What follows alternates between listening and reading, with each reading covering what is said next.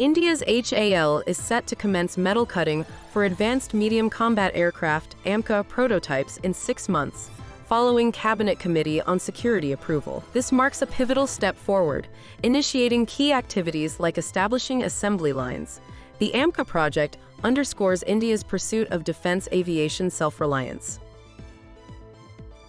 India's LCA Tejas encountered its maiden crash during operational training in Jaisalmer. The pilot ejected safely, but the incident poses a setback for the program, prompting a court of inquiry to determine the cause. Initial observations suggest issues with landing gear or engine failure.